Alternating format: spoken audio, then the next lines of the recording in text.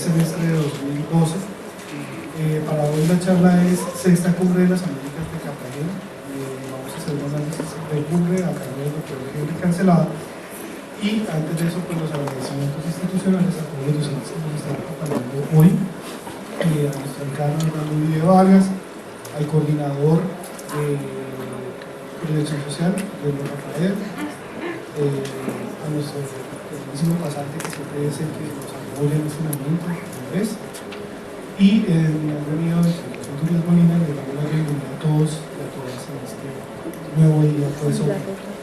Entonces, a continuación vamos a dar lectura de la hoja de vida a cargo de Andrés y luego comenzamos con la charla de fondo que es el doctor Cancelado. Buenos días, gracias a todos por estar acá. Realmente es muy gratificante encontrarnos de nuevo en este escenario. Es la segunda de las 4 conferencias que tenemos planeadas en el marco del OPLA en este semestre. Muchas gracias, por supuesto. Y bueno, eso es para la facultad, desde el observatorio, desde la misma facultad. Profesores, gracias por estar acá. Bueno, los estudiantes. A continuación paso a presentarles a nuestro invitado de hoy, el profesor Henry Cancelado Franco. El profesor Henry Cancelado es politólogo de la Universidad Nacional de Colombia, con experiencia académica en el área de relaciones internacionales, seguridad y análisis de conflictos. Es magíster de la Universidad Externado de Colombia en análisis de problemas políticos, económicos y de relaciones internacionales. Ha trabajado para diferentes universidades, por supuesto para el IEPRI, el Instituto de Estudios Políticos y Relaciones Internacionales de la Universidad Nacional de Colombia, para la Universidad Sergio Arboleda, para la Escuela Militar de Cadetes José María Córdoba, la Universidad Militar Nueva Granada. Actualmente es profesor e investigador en temas de desarrollo e inserción internacional de la Universidad EAN. Profesor Henry, muchísimas gracias por aceptar nuestra invitación y el auditorio.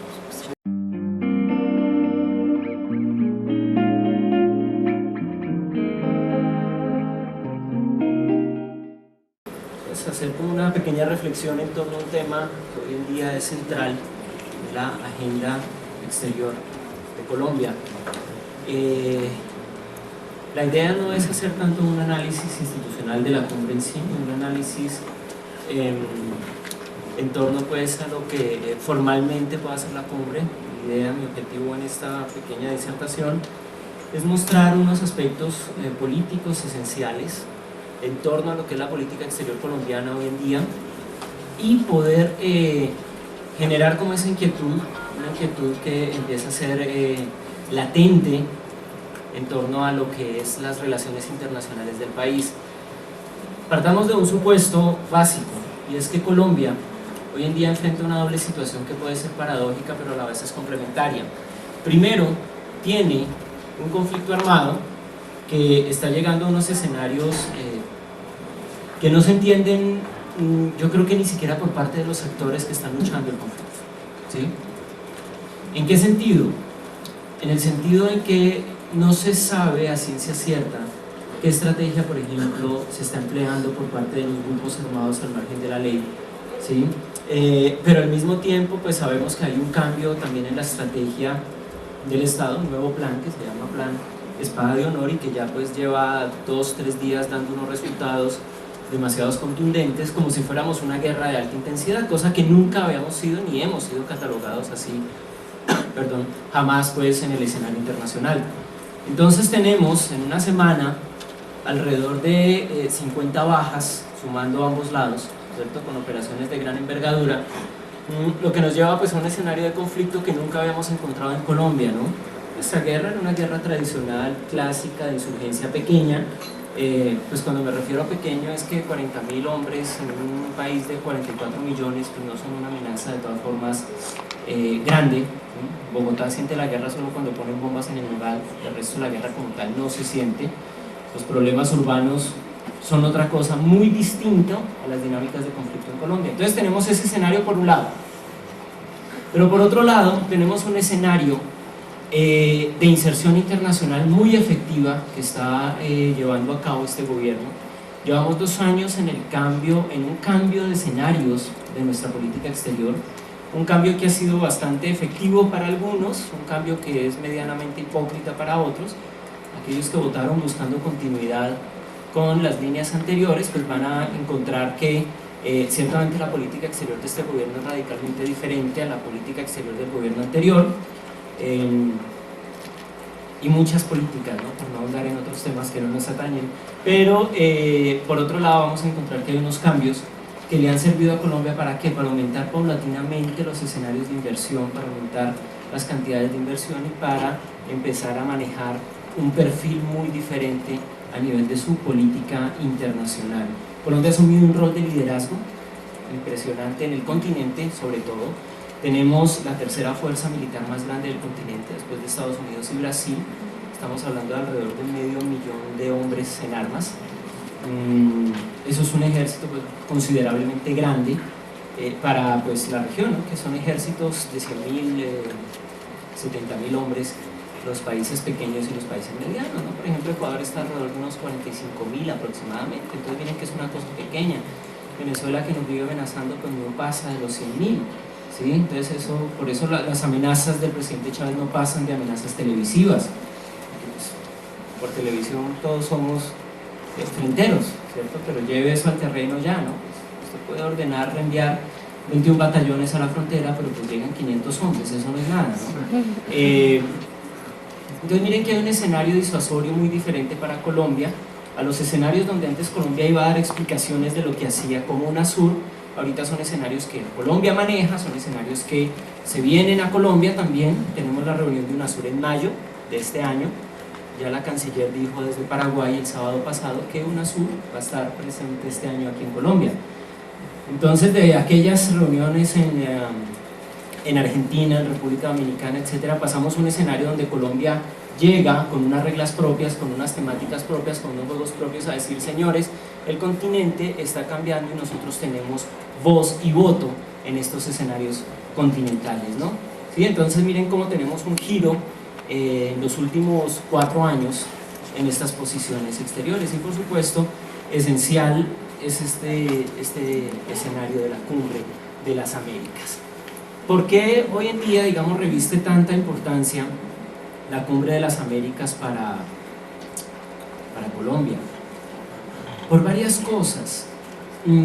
Primero porque Colombia va a tener un escenario propio donde puede debatir muchos temas que le atañen. Colombia tiene un problema y es que muchos de sus problemas de seguridad interna son problemas de seguridad internacional.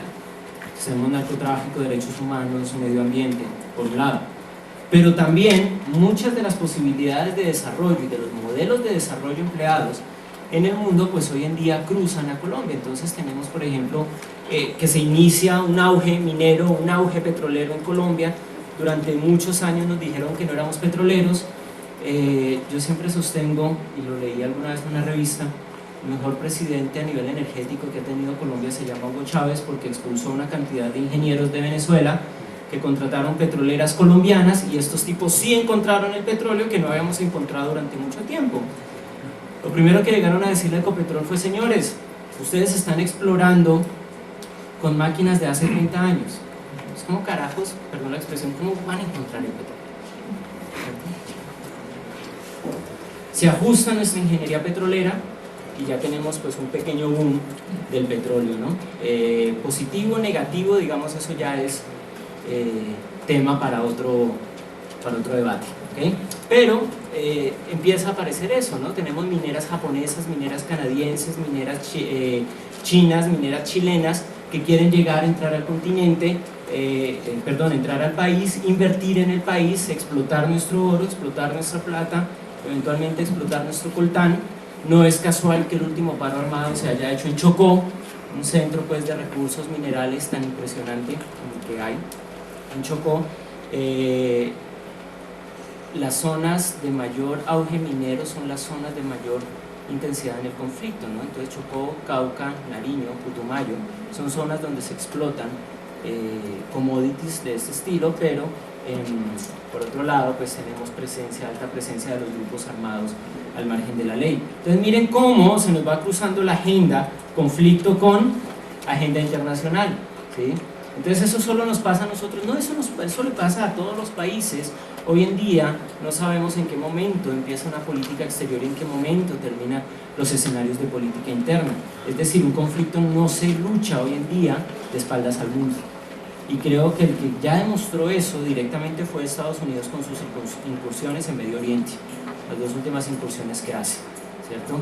Necesita apoyo internacional, necesita el respaldo internacional, sus países aliados eventualmente lo empiezan a abandonar, España e Inglaterra, obviamente concertado, pues no es una traición a mansalva de todas formas, pero Estados Unidos empieza también a reevaluar sus políticas en torno pues, a estas nuevas posturas en el sistema internacional, ¿no? Además que en el mundo hay un país que hoy en día coloca unas reglas importantes de no intervención en los asuntos internos, como es China, y es uno de los principios de su política exterior.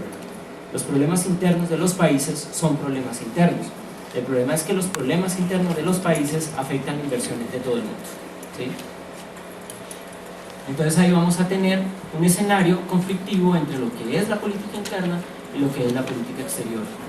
Eso nos lleva pues a una cantidad de debates en torno a la ciencia política, en torno a las relaciones internacionales, pero lo que sí podemos decir es que de todas formas las políticas no están separadas unas de otras, es decir, son elementos conceptuales y de política pública que se manejan a la par, tanto a nivel interno como a nivel externo, ¿verdad? Entonces, dentro de ese escenario aparece esta Cumbre de las Américas, importante para Colombia, donde vamos a debatir muchos temas. Ya se suelta el rumor del problema de la legalización de las drogas, por ejemplo, ¿sí? Estados Unidos dice, listo, vamos a debatirlo. Creo que es de las pocas veces, si no la única vez, que Estados Unidos ha dicho, voy a debatir mi postura frente a las drogas.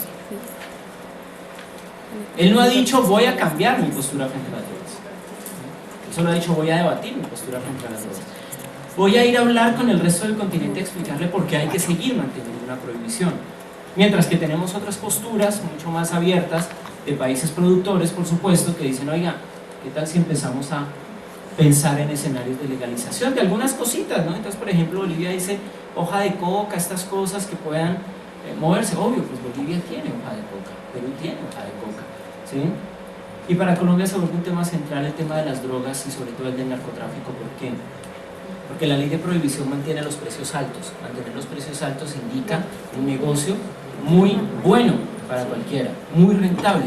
Y mientras ese negocio sea rentable, los grupos armados, al margen de la ley, van a seguir financiándose por ese lado, ¿sí?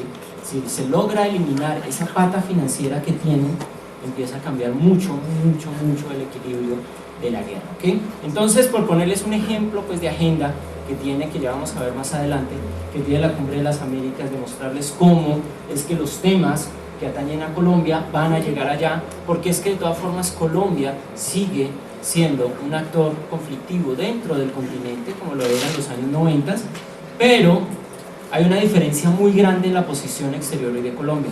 En los años 90 éramos la cenicienta del continente, hoy en día somos un país que tiene un liderazgo dentro del continente. Ahí cambia, ¿sí? Ahí cambia esa posición. Entonces, conectando las Américas, ese ha sido como el lema pues, de esta cumbre, ¿sí? Socios para la prosperidad. Miren que esa palabra prosperidad para el gobierno Santos es como la seguridad democrática para el gobierno Uribe, ¿sí?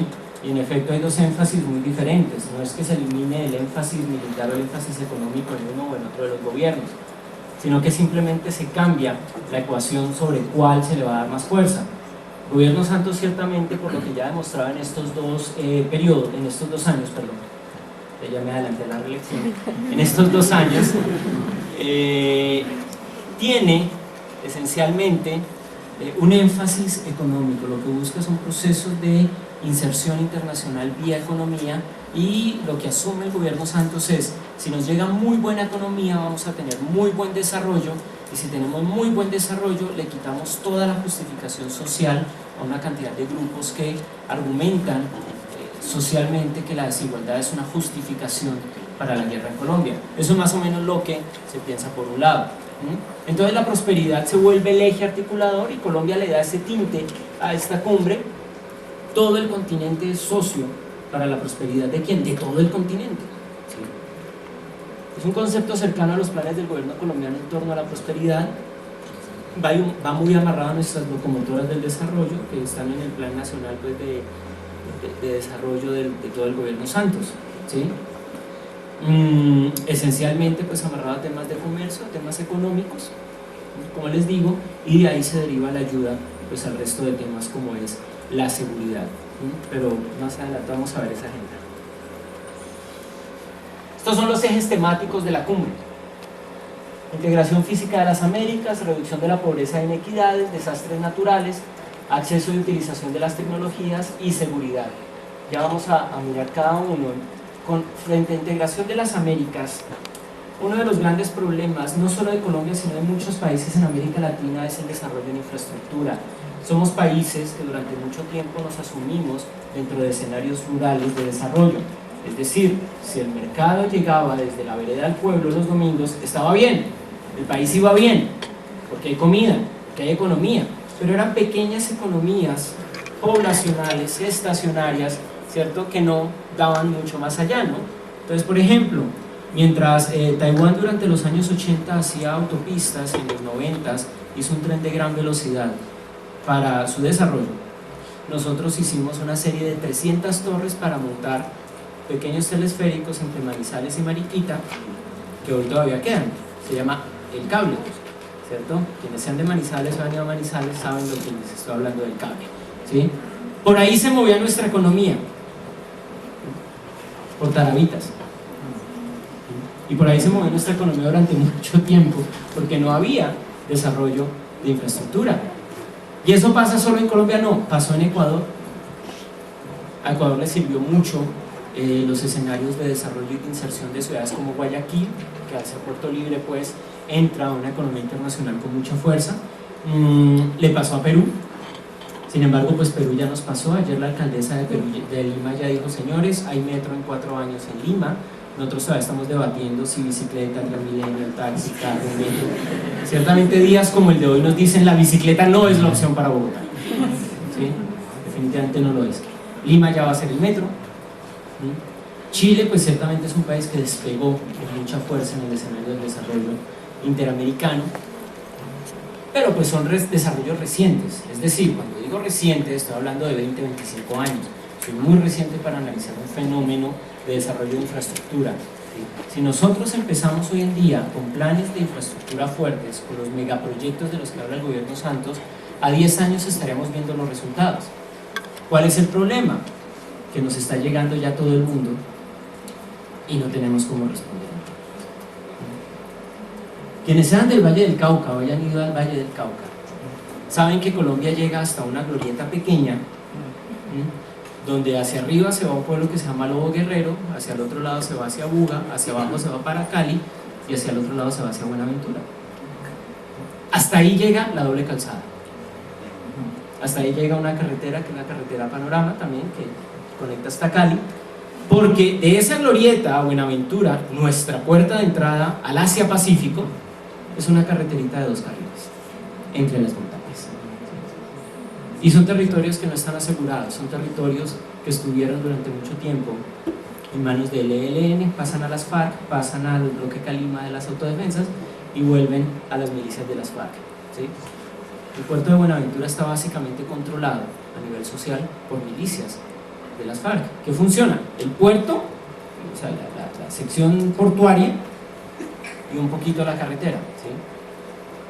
Pero pues esa es nuestra gran estrategia de entrada al Asia Pacífico. Ahí tenemos problemas serios, ¿sí? El puente de Rumichaca hacia el sur, el que nos conecta con el resto de la comunidad andina hacia el sur, también es una carretera de 2 carriles, ¿sí? Sin contar pues nuestras fronteras con Venezuela, ¿no? La una pues es un puente que está ahí en Cúcuta y la otra es un puente en Arauca, que durante mucho tiempo fue un puente pues que era de estructura militar y tenía un techito de zinc pues para verlo más decente. Entonces miren que tenemos problemas serios en integración de infraestructura. Por eso uno de los puntos de la agenda es ese. Ahora, ¿eso pasa aquí? No. Si miramos uno de los grandes acuerdos de comercio en América Latina, que es el Mercosur, la frontera entre Argentina y Brasil no crean pues que es mucho más fuerte. Obviamente no es Arauca, frontera Colombia-Venezuela, no lo es, pero pues uno piensa, Argentina, gran economía, gran país, gran desarrollo, Brasil, una de las 5 primeras economías del mundo, uno dice, esto debe ser una vaina como la frontera entre Francia y Alemania. No, por varias cosas. Primero está en la selva, ¿sí? Es una frontera selvática, ¿sí? Segundo, pues como ya las cataratas de Iguazú fueron declaradas patrimonio histórico, patrimonio turístico de la humanidad y todas estas cosas, de las nuevas maravillas del mundo, es zona de conservación. Entonces Argentina y Brasil están buscando formas de una integración física mucho más fuerte. La carretera panamericana, que se supone empieza en Argentina, termina pues en Panamá, porque ahí empieza también el tapón del Darién, y hay zonas donde la carretera panamericana en Colombia no funciona, por ejemplo Popayán-Pasto. Ese tramo de la carretera panamericana siempre está derrumbado, ¿sí? Siempre está cerrado, etc. Ahí hay problemas también de diseño y de desarrollo. Entonces tenemos unos problemas de integración física que no nos han permitido tampoco llegar a ser un escenario de integración real, a hacer un escenario de integración real en el continente. Ni CAN ni Mercosur funcionan en este sentido precisamente por eso. La única forma pues de hacer análisis comparado es comparando, ¿cierto? Y si observamos otros acuerdos de integración, vemos los puertos en Asia. ¿Por qué funciona ASEAN y APEC? Pues porque tienen puertos. Si vemos la infraestructura de trenes, de vías que tiene Europa, pues ¿por qué funciona la integración europea a este nivel? Pues porque tiene los medios, ¿sí? Nosotros no tenemos los puertos, nosotros no tenemos las carreteras, y mucho menos tenemos el aeropuerto. Nuestra gran metrópoli, capital del país, pues ya tiene un aeropuerto que no lo han terminado de construir y ya quedó obsoleto, ya no sirve. En 2017 ya no va a servir, ya dijeron los estudios. Entonces miren que parece que llegamos tarde a un mundo que nos dijo desde hace rato: los necesitamos a ustedes también. Ahora bien, ¿por qué el mundo empieza a necesitar a América Latina? De repente, o sea, es una cosa de 5 o 4 años. Por eso es que todos despertamos y como, ¿qué pasó aquí? Los que mejor estaban, pues son los que ya van para allá. Chile, Brasil, porque miren que ya ni Argentina se ha venido quedando. Perú se venía preparando y como que bueno, ahí va surgiendo, va funcionando. Ecuador, pues entre las pataletas del presidente y su falta de política exterior, pues no ha podido hacer mucho. Ha querido asumir un liderazgo que no tiene Ecuador en la región, ¿sí?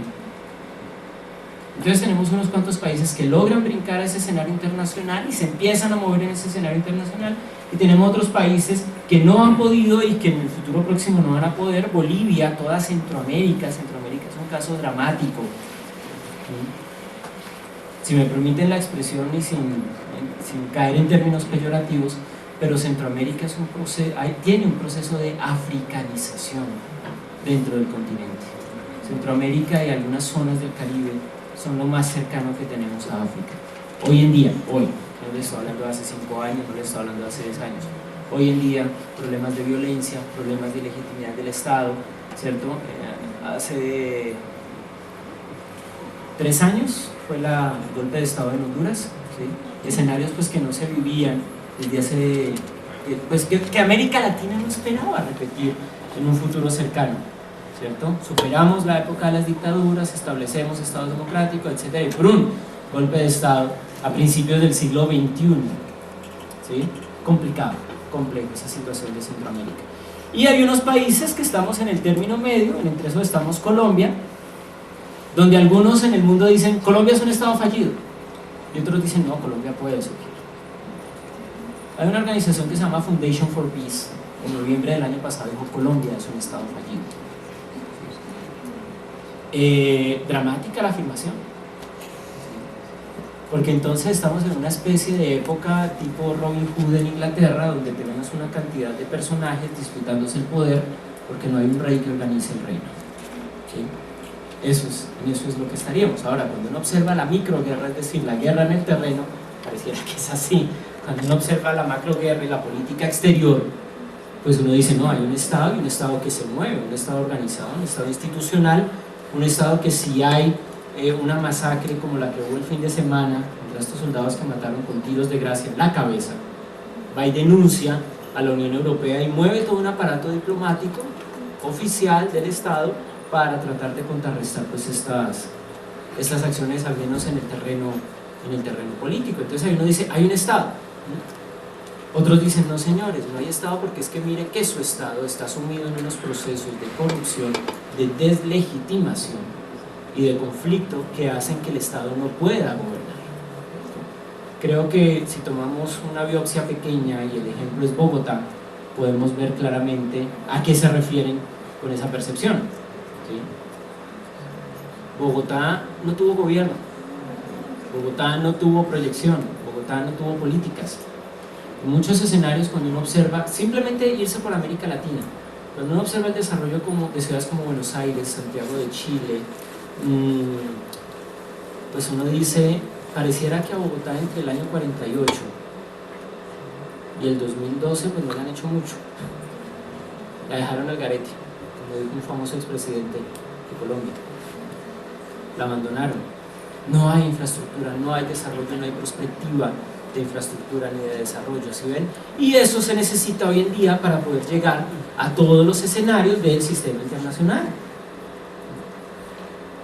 Si usted es un exportador, vámonos al drama del exportador. Usted es un exportador que produce piñas en los llanos orientales. ¿Cuánto le cuesta llevar el cargamento hasta Buenaventura? Tiene que estar con suerte que el primer túnel esté abierto, el segundo no se haya varado una tractomula, el tercero de allá para acá por lo general funciona, ¿sí? Después entra a Bogotá, ¿sí? Entonces tiene que escoger entre la avenida Boyacá y la Caracas, ¿cierto? Ese es nuestro Highway 595 y el Highway 591. ¿Por dónde cogemos? ¿Cierto? ¿Para llegar a dónde? ¿Al aeropuerto El Dorado, a la parte de carga? ¿Sí? ¿O para dejarlo en alguna especie de cargamento ferroviario que tenemos que va directamente hasta el puerto de Buenaventura? ¿O simplemente atravesamos Bogotá en la misma tractomula que salió de Casillas Meta, ¿sí? Para llegar hasta Buenaventura prácticamente 30, 32 horas después? ¿Sí? Si la línea no está cerrada, no se ha derrumbado. ¿Dramática la situación? Sí, pero lo que les digo, de todas formas hay un escenario que le hace pensar a uno qué es lo que se está haciendo bien, que siguen llegando, ¿sí? O sea, uno lo ve y uno dice, algo pasa, pero algo se está haciendo bien. Y lo que yo sí creo que se está haciendo bien es que Colombia siempre ha tenido un papel de liderazgo político hacia afuera, siempre ha tenido una política exterior que a veces flaquea, a veces ha podido flaquear en algunos de sus temas, pero que siempre es una política exterior que nos ha salvado de muchos problemas a nivel internacional, ¿cierto? Ustedes me van a decir, pero problemas como cuáles, problemas por ejemplo que no nos han sancionado por la Operación Fénix. Son esfuerzos diplomáticos, son esfuerzos políticos, son liderazgos del país frente al continente. Y ahorita lo que le está diciendo Colombia al resto del continente es, hombre, integrémonos, miremos cómo estamos en infraestructura, miremos qué es lo que vamos a hacer, miremos qué es lo que va a pasar a futuro, porque el presidente Santos lo dijo en todos estos asuntos en torno a la cumbre. Hay una oportunidad histórica para las Américas, no la podemos desaprovechar. Y si hay algo que uno debe reconocerle a este gobierno, a pesar de muchas cosas, es que tiene una concepción de liderazgo internacional, tiene una concepción de que Colombia debe y puede ser una potencia regional. Entonces ahí está diciendo al resto del continente, integrémonos, miremos qué podemos hacer, fortalezcamos mecanismos de cooperación binacional, en el caso de Ecuador, en el caso de Venezuela, fortalezcamos lucha contra grupos armados, en el caso de Panamá, pues que es el que lucha junto a nosotros, los otros dos no sabemos qué están haciendo, y pues Brasil, nada, Brasil tiene ahí el Amazonas, y el Amazonas simplemente es una barrera natural anticonflictos. Todo el que entra allá pues se lo traga la selva, por eso nunca va a entrar nadie allá. Perú entró en el año 35, nadie más. Eso es lo que se le está, ese es el mensaje que se le manda al continente con este tema. El otro, reducción de la pobreza e inequidades. Aproximadamente el 62% de la población en Colombia vive en línea de pobreza, ¿sí? Pues con todas estas medidas exóticas que sacan los técnicos económicos. Ahora yo creo. Intentaron el año pasado decirnos que alguien que tenga 170.000 pesos en el bolsillo no es pobre. Nadie se comió el cuento. Lo que hace que sigamos en una línea de pobreza bastante grande. Colombia tiene un coeficiente de Gini de 0,58, redondeando más o menos, lo que es uno de los coeficientes de Gini más grandes que existen en el continente también. Ah, pero entonces eso significa que no hay riqueza. No, sí hay riqueza, pero hay concentrada. ¿Eso significa que los demás países sean más ricos? No necesariamente, sino que distribuyen mejor su poca riqueza, ¿sí? Pues, por ejemplo, en Bolivia no hay riqueza, lo que distribuyen es pobreza, pero está bien distribuida. Entonces aquí tenemos, si nomás miramos el escenario Bogotá de nuevo, o miramos el escenario Medellín, Tenemos arriendos en dólares. ¿Qué indicador analítico a nivel económico nos da eso? Que hay gente que puede pagar $1.000, $2.000, $3.000 de arriendo en una ciudad de estas. ¿Quiénes son? O son ejecutivos de afuera, lo que me remite al punto anterior, está llegando gente, ¿sí? O es economía local, locales, nacionales, que pueden pagar esos precios. Economía ilegal, no sé. Y nos vamos a meter en ese lío que es bastante complejo. El asunto es que América Latina debe reducir pobreza e inequidad.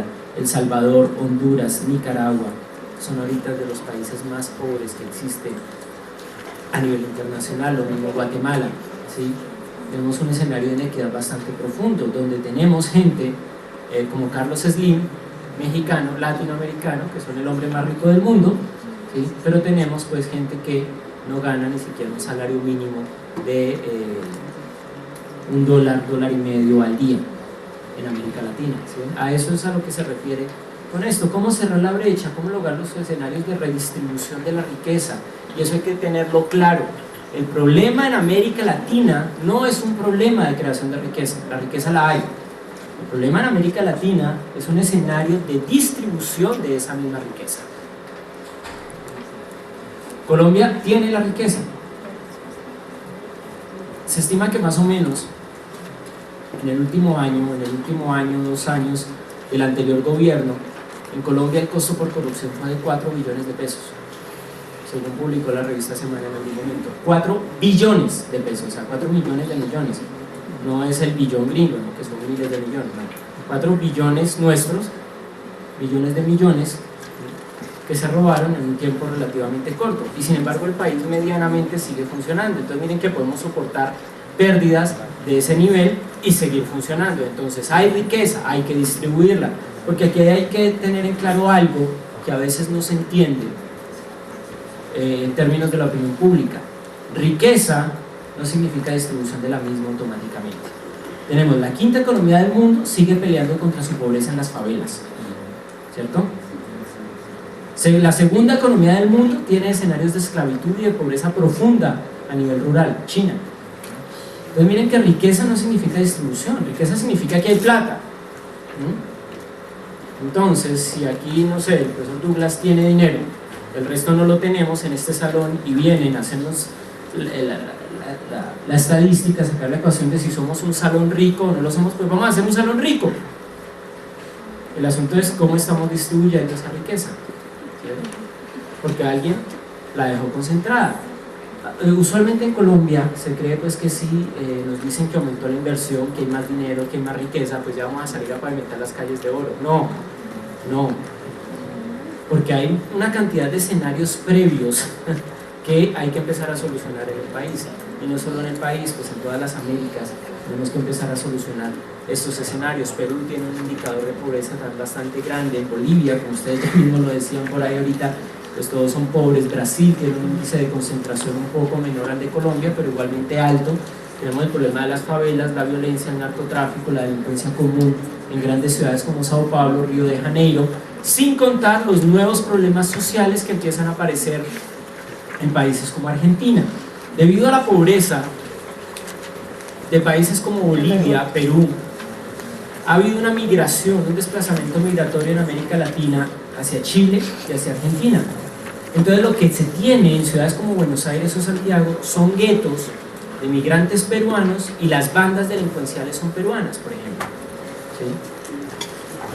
Precisamente por ese escenario de pobreza. Si se logra reducir esa pobreza y las inequidades, pues va a haber menor migración, porque es que la gente migra cuando necesita buscar oportunidades económicas. Nadie va a migrar a centros que no tienen desarrollo. Ustedes nunca van a escuchar a un compañero suyo cuando acaben la carrera: no, es que me quiero ir a Burkina Faso, lo que siempre soñaba. Nadie. No, Inglaterra, Canadá, Australia, España, espero que ya no, espero que vean las noticias y digan: no, España ya no es mi escenario, ¿sí? Pero uno migra hacia esos escenarios de poder económico, y los escenarios de poder económico para muchos países en América Latina pues son estos. El antiguo DAS, que hoy pues es la migración y la policía fronteriza que maneja la Policía Nacional, arrestaba más o menos, cogía 2, 3 camiones con gente que estaba de tránsito ilegal por Colombia. Venían de Filipinas, de Timor Oriental, del sudeste asiático. No eran chinos, pues como están las noticias, no todo hoy rasgado es chino, ¿cierto? Y empezaron también a coger ecuatorianos. Yo creo que ustedes han visto indígenas en los semáforos los sábados, salen pues a pedir dinero, mujeres con niños. Eso es una red de trata de personas que debe ubicarse, que hay que neutralizar, que traen indígenas de Putumayo, del norte de Ecuador, a movilidad a las ciudades colombianas. Entonces muestra los escenarios de pobreza en los que se encuentra pues el continente. Tercero, desastres naturales. Esto es una medida más de contención y esto es pensando más o menos a futuro, y esto es una idea de Chile sobre todo, de qué vamos a hacer o qué se puede hacer con unas fuerzas militares en tiempos de paz, ¿sí? ¿Qué se hace con un ejército cuando no hay guerra? Esa es la gran pregunta en América Latina, porque el único país en guerra es Colombia. ¿Qué hacen el resto de países con su guerra? Con sus fuerzas militares. Chile dijo atender desastres naturales. Y hay toda una doctrina militar chilena en torno a esa idea. Además, pues porque Chile, ustedes saben que sistemáticamente tiene desastres naturales. Y terremotos, pues que no bajan de 7, ¿no? 7, 5, ellos van con toda. De estas fuerzas militares se dedican a eso. A protección fronteriza, protección marítima, que es algo esencial para Chile, ¿cierto? Investigación científica, sobre todo en el Polo Sur, protección de las fronteras con Argentina, y atención de desastres naturales. Colombia ha asumido esta doctrina, sí. Colombia colaboró en el desastre de Haití, Colombia ha colaborado en las inundaciones también en Centroamérica. Se mandan grupos muy especializados en toda esta búsqueda. Es más, en honor a los bomberos de Bogotá, en Haití hay un barrio que ahorita se llama Colombia, ¿sí? El barrio Colombia en Haití, precisamente porque fueron los bomberos los que llegaron, pues sacaron a la gente, etcétera, ayudaron pues con todo el barrio y todo esto, ¿no? Entonces miren que son estas fuerzas que si antes pues buscaban ocupación militar efectiva, ahorita buscan es precisamente atender desastres naturales, porque de todas formas pues América Latina geológicamente no es estable, ¿sí?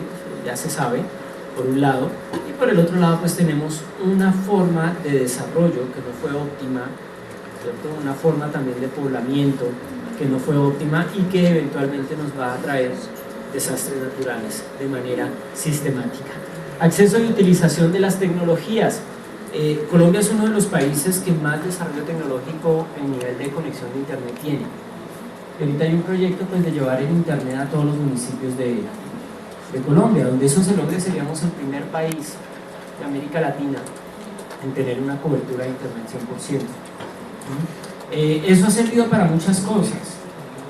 Uno dice, bueno, ¿y eso qué? No, eso sirve, por ejemplo, la escuela rural, la escuela que está por allá en alguna montaña, en el Huila, ¿sí? Pues puedes tener acceso a información, ¿cierto? Puede educar mejor, ¿no?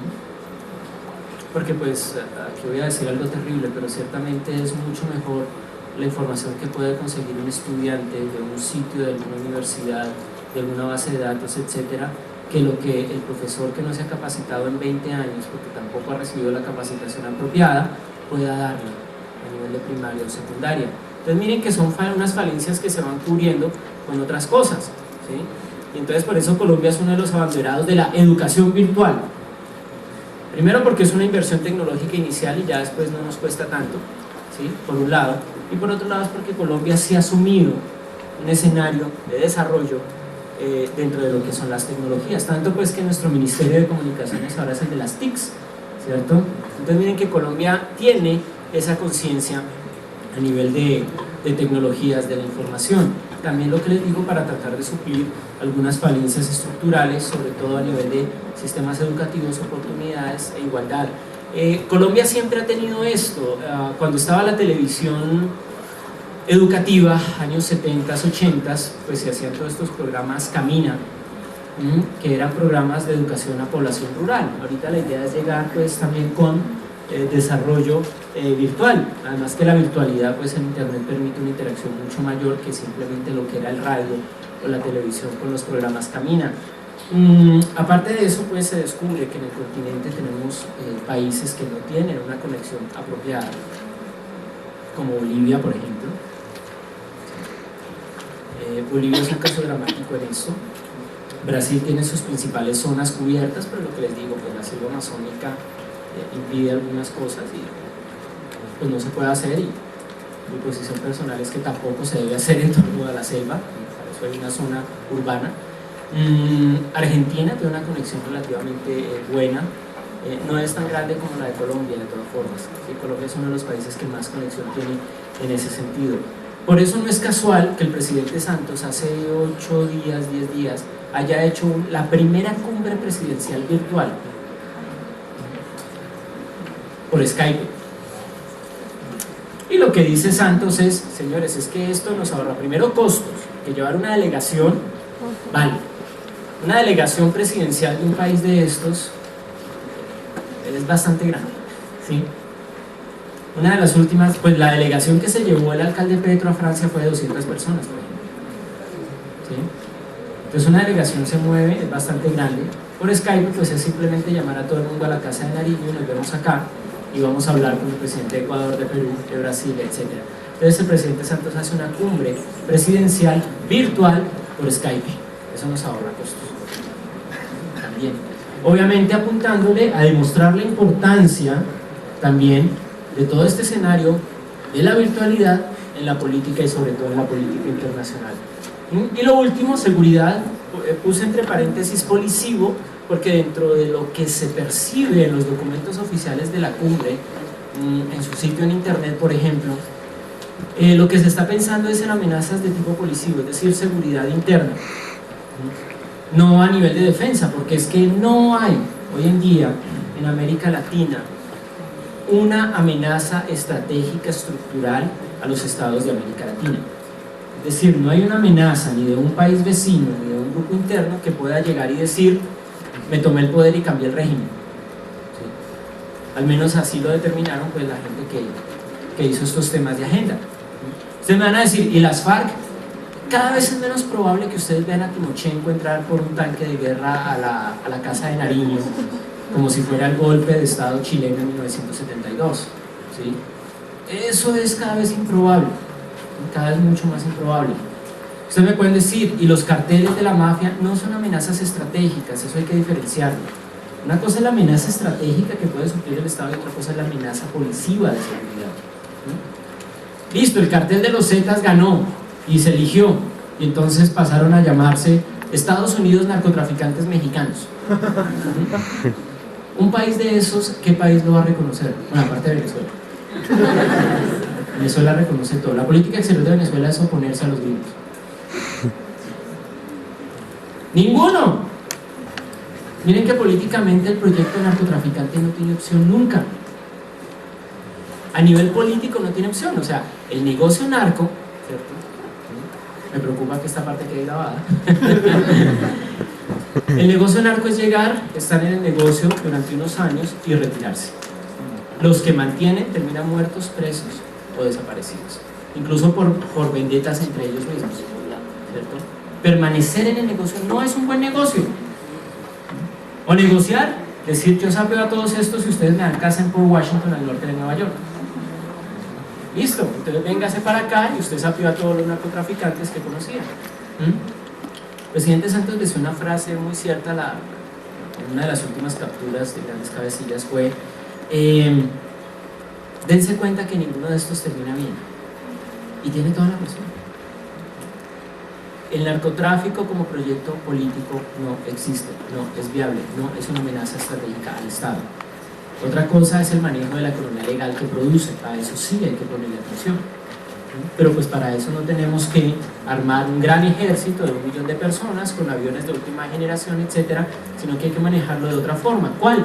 La parte policiva.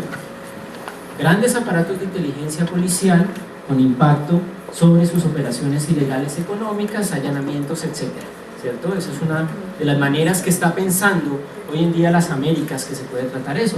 Por eso ellos lo sumen todo desde el tema policivo, no desde el tema militar. Es muy diferente esos dos temas, ¿ok? Ha habido unos documentos producidos en torno a la cumbre que también nos pueden dar una idea de qué se puede esperar de ella. Previo pues a todo el proceso de cumbre, de una cumbre internacional, pues siempre hay reuniones de alto nivel, hay conferencias, hay todo un escenario que se va preparando para esta cumbre. Hace una cumbre exitosa, reunión de centros de pensamiento del hemisferio, 15 de octubre de 2009. Miren desde cuándo empieza. Se desarrolló hacia una cumbre diferente y la focal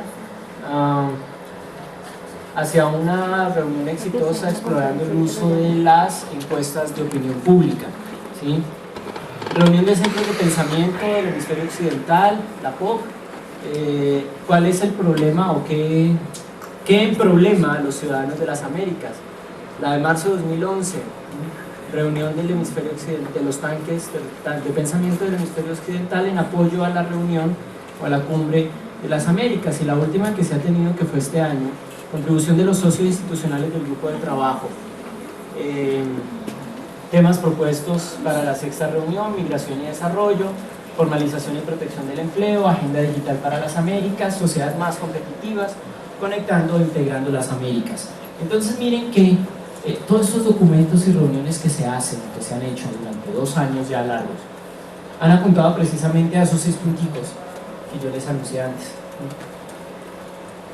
Y al apuntar a esos 6 puntos, o sea, al producir estos documentos pues formalizan una agenda, y ahí ya se tiene un bagaje documental que van a salir, por supuesto, después de todas las informaciones respecto a la cumbre de las Américas, ¿no? ¿Y quiénes lo han hecho? Mire que hay de todo, hay sector privado, hay población civil, hay actores sociales, que esta es una cumbre que le ha dado mucha fuerza a los actores sociales.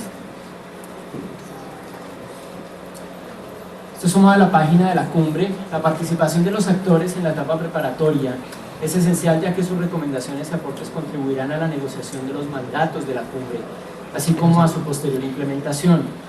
Colombia, como país anfitrión de la cumbre, en coordinación con la OEA, han estimulado la participación de los actores en el proceso de la sexta cumbre. Entonces, ¿qué tenemos? En esta cumbre tenemos un diálogo actor social con la secretaría encargada pues de organizar toda la cumbre, todo este grupo de trabajo. Este grupo de trabajo recibe esos aportes del actor social. En algún momento eso se convirtió en agenda, pero a su vez se convierten en insumos de para los debates que van a tener ya los mandatarios reunidos, ¿sí ven? A su vez eso se van a convertir en documentos oficiales, y a su vez eso entonces va a ser monitoreado otra vez por estos mismos actores. Ahí hay ONGs, de Colombia hay una ONG de negritudes y hay una ONG indígena que está participando en este proceso. Se reunieron el mes pasado en Cartagena. En torno a eso tenemos unos sindicatos chilenos que también están participando en estos procesos. Entonces miren que son actores sociales de todo lado. La idea es hacer la cumbre lo más abierta y participativa posible, ¿sí?, que haya pues en el continente. Y llegamos pues a un tema que lastimosamente pues ha tocado toda la cumbre, como todas las cumbres, y es el tema Cuba. ¿Sí? ¿Por qué se argumenta pues que Cuba no debe estar? Porque es que es una reunión de países que pues están dentro de todo el sistema interamericano. ¿Sí? Cuba no está. Cuba fue expulsado hace muchos años. Ahorita le han dado la opción de regresar, pero ya dijo que no, ¿cierto? Entonces ahí tenemos, digamos, ese debate entre ¿qué pasa con Cuba? ¿Qué hacemos con Cuba? Algunos países, que son la posición del ALBA, ¿sí?, la alianza encabezada por Ecuador, pues que precisamente ayer volvió a decir que todavía no sabía si venía o no. Ya habíamos convencido a Evo Morales el jueves pasado aquí en Bogotá. El fin de semana dijo no sé si voy. ¿Sí? Está otra vez dubitativo. Y es precisamente decir que la cumbre es de países latinoamericanos y que Cuba, de países americanos en general, perdón, y que Cuba tiene un derecho propio para ir, ¿cierto? La respuesta de Estados Unidos es no. porque a esa cumbre solo van los países democráticos que respetan la Carta Democrática, ¿cierto? Entonces, esa es la pugna. De fondo, digamos, esa es una pugna que hay. Ahora, que tiene muchas más aristas y que por qué Ecuador es el que empieza ahorita con esa lucha, digamos, es un tema que hay que analizar a mucho más de fondo, ¿no? Porque curiosamente cuando la cumbre es en Colombia, es Ecuador el que dice no, ¿cierto? Ecuador no ha tenido problemas con muchas cumbres, con muchas reuniones, siempre ha mostrado unas posiciones de disenso, y aquí es donde les digo que Ecuador quiere asumir un papel de liderazgo que no tiene en la región. Ecuador no es una gran economía, Ecuador no es un gran sistema militar, Ecuador ni siquiera tiene una fuerza política. Entonces quiere mover posiciones en torno al ALBA, frente a este tema al menos, para poder ganar liderazgo político. Y si el ALBA dice no vamos, entonces no vamos, y Ecuador después se acordarán, si no va todo el ALBA se va a inventar una cosa paralela, ¿cierto? Entonces Cumbre de las Américas Alternativas de los Pueblos Revolucionarios Independientes del Sur, una cosa así, ¿cierto? Algo se inventarán, porque de ese talante, digamos, son las reacciones ecuatorianas. Por eso un cuerpo diplomático que es preparado, organizado y que ha manejado unas relaciones internacionales bien, como el de Colombia, pues a veces como que queda volando, ¿qué hacemos con Ecuador? ¿Verdad? Siempre es un tema, por eso las relaciones con Ecuador se manejan más a nivel de comisiones binacionales, comisiones de vecindad, ¿cierto? Con la Comisión Binacional Fronteriza, se empiezan a manejar en esos escenarios, porque llevar otros escenarios donde Ecuador no pueda estar controladito, que digo, pues es muy complejo para un país como Colombia, ¿no? Además no olviden que de todas formas subyace un proceso judicial contra el presidente de Colombia en Ecuador, en sucumbíos. ¿Quién sabía de sucumbíos antes de eso? Nadie. El juez se hizo famoso fue gracias a este proceso contra el aquel entonces ministro de Defensa, hoy en día presidente de la República, ¿no? Eso también pues son procesos descabellados, pues no se tiene conocimiento de que un tribunal, porque sí, pues juzgue a un presidente elegido democráticamente y con niveles de legitimidad de otro país, ¿no? Crimen contra este, etcétera. Por eso es un problema tan grande de derecho internacional que ni siquiera la misma OEA se quiso meter cuando hubo el ataque a Ecuador, ¿no? Llega, observa, dice sí, que embarrada, Colombia no que la embarró, hasta luego, arreglen ustedes, ¿verdad? Ecuador pues alega violación de soberanía, etcétera, una serie de principios de derecho internacional que pudieron haber sido violados. Colombia apela a unas resoluciones antiterroristas de la ONU para también justificar legalmente esa acción y encontrar pues la causa belli para poder emprender ese ataque militar, ¿sí? ¿Por qué? Me gustaría poderles decir por qué Ecuador hace eso ahorita. No lo sé. Si quiere buscar, pero tenemos posibles escenarios, quiere buscar una posición de liderazgo que estaba abandonando Venezuela y Hugo Chávez por razones propias pues, de la condición del presidente venezolano, ¿sí? Entonces quiere llegar a cubrir ese hueco, ese escenario, esa falta de liderazgo que ahorita tiene el ALBA con esto, además porque los demás países establecieron sus propias agendas y ALBA, UNASUR, etcétera, pues aparecen ahorita como cuerpos un poco desarticulados. Ciertamente a Brasil ahorita le interesa más su proceso de inserción internacional, que por supuesto de ese éxito deriva su liderazgo en el continente, más que cualquier otra cosa. Una Argentina que cada vez tiene más problemas internos. La presidenta pues estas 2 últimas semanas ha tenido problemas serios a nivel interno, su economía se vuelve a resentir, intenta crear los distractores clásicos del pueblo argentino, Malvinas. Entonces ahí vamos a tener otra vez un distractor clásico, ya se fueron a una guerra por eso, no les funcionó. Entonces Fernández de Kirchner pues vuelve a intentarlo otra vez. Tampoco es que le haya funcionado mucho. En Argentina la gente no estaba muy conforme pues otra vez con volver a tocar el tema, porque es un tema sensible a la población argentina. Sin embargo, en el periódico El Universo de Guayaquil, el presidente Correa dijo hoy: hay que llevar 2 temas a la cumbre. Eso es bueno, dijo, hay que llevar. Entonces de pronto aterriza en Cartagena. Hay que llevar 2 temas a la cumbre: Cuba y Malvinas, ¿cierto? La pregunta es, cabe en esa temática, cabe en esa agenda, por un lado, ¿cierto? Cuba puede ser un tema ahí ad hoc. El presidente Santos no ha dicho ni sí ni no vamos a tocar el tema de Cuba. Chávez dijo hay que tocar el tema de Cuba, Evo Morales dijo, todo el mundo ha dicho hay que tocar el tema de Cuba menos Brasil, ¿sí? Por supuesto Estados Unidos no va a tocar el tema de Cuba, no lo van a tocar. Entonces miren que hay estas posiciones diversas, diferentes, pero mi hipótesis al respecto es que Ecuador está buscando escenarios de liderazgo precisamente, sobre todo frente a Colombia, ¿cierto? Un país que ahorita pues ha crecido en este escenario latinoamericano. La posición de Estados Unidos, pues como les digo, es Cuba no va y Cuba no se toca en la agenda. Y la posición de Venezuela es vamos todos y vamos a llevar el debate. Esa es la idea. Vamos todos, llevamos el debate, nos gustaría precisamente hablar del tema, cosa que es extraña de Venezuela. Una Venezuela tan abierta, tan receptiva, es más, que ya nos empieza a entregar guerrilleros de las FARC capturados en su territorio, es extraño. Agarraron a un tipo de 60 años que fundó las FARC, amigo de Jacobo Arenas. Entonces, ¿es un golpe político ideológico a las FARC? Sí, sí, porque les arrestaron pues a una de sus grandes figuras. Y que haya sido en Venezuela, una operación CTI, Interpol, Policía Venezolana. Que lo hayan agarrado cerca a Caracas y que lo hayan dejado pues ser procesado o al menos judicializado por policía colombiana. Es extraño. No es un escenario ¿qué está pensando Chávez? No sabemos. ¿Qué efecto tuvieron toda esta operación en Chávez? No sabemos. ¿Está cambiando su postura frente a las FARC? ¿Sí? ¿Está preparando terreno político para su posible sucesor?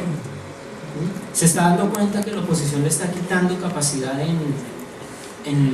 para las elecciones de este año? ¿Se está dando cuenta que definitivamente lo que querían asumir, el plan que tenían sobre Colombia, ya no se va a poder realizar? ¿Qué es lo que está pensando Venezuela? ¿Cierto? Hay como 4 escenarios hipotéticos que son esos en torno a ese tema de Venezuela. Y ahorita sale a decir, vamos a la cumbre y ojalá vayamos todos y hablamos de Cuba como países democráticos abiertos. Uno queda extrañado, ¿cierto? Uno queda extrañado. O sea, la posición el cambio de posición positivo, favorable para los intereses colombianos, lo que uno extraña es el porqué. Cuando uno observa estos modelos pues, de decisión racional y todo, no cabe en ninguno de esos, ¿no? Este todavía no cabe. Pensándolo desde la teoría de juegos, la única es que vea que Colombia es un poder impresionante, ¿cierto? Y que Colombia le está jugando a la disuasión y a la obligación. Pero pues uno duda, ¿sí? Dice, ¿será que Colombia sí tiene esa capacidad de disuasión y obligación sobre la política exterior venezolana para llevarla hasta ese punto? No sabemos, ¿ok? Y la reacción de Colombia, aquí también voy a decir algo,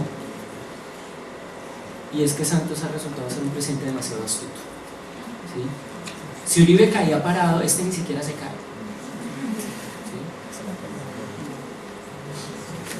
¿sí? Es un tipo que logró neutralizar el problema Cuba que se le venía, porque hubiera podido generar digamos un boicot ya en masa en el continente frente a la cumbre. Santos viaja a Cuba, va y habla con Raúl, lo más seguro es que haya visto a Fidel también, se encuentra a Chávez, ¿cierto? Todos somos muy buenos amigos allá en la isla.